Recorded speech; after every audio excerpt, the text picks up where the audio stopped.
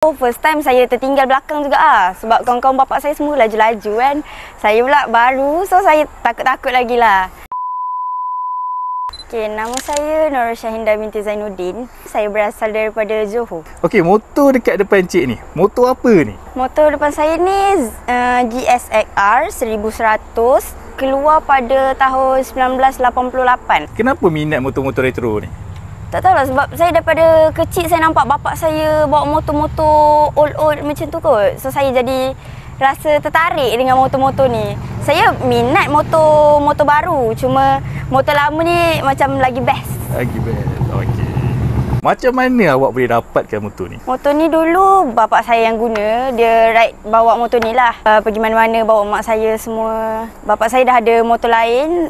Lepas tu bapak saya kata nak bagi motor ni dekat saya. So dia suruh saya ambil B full. So saya ambil lah lesen B full. Dah lulus B full, bapak saya ajak saya pergi ride. First saya ride, saya ikutlah bapak saya jelajah Johor. Saya pusing satu Johor. Tu first ride saya paling jauh. Dengan motor ni? Dengan motor ni. Okay, so cerita sikit pengalaman ni masa jelajah Johor tu, macam mana? Masa biasa kan, first time. So first time saya tertinggal belakang juga sebab kawan-kawan bapak saya semua laju-laju kan. Saya pula baru, so saya takut-takut lagi lah.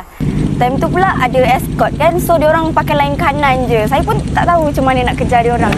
Saya bawa je lah macam mana yang saya boleh. Alright, selain daripada motor retro yang ni, ada tak motor retro yang dalam wishlist? Dalam wishlist belum ada lagi sebab saya rasa motor ni dah cukup best lah bagi saya. Saya memang suka motor ni. Tahu lah, tapi memang tak ada lah lagi. Belum ada lagi lah. Berapa laju pernah bawa dengan motor ni?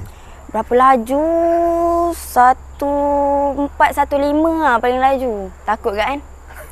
Perancangan seterusnya dengan motor ni mungkin nak ride pergi luar daripada Malaysia ke macam mana? Maybe tahun depan saya akan ride pergi Thailand ikut mak bapak saya dengan kawan-kawan dia.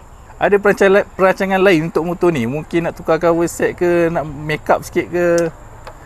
Maybe tukar cover set je kot sebab saya akan kekalkan standard motor ni sebab sayang kalau nak tukar kan.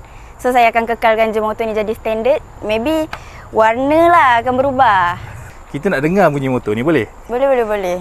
Okay.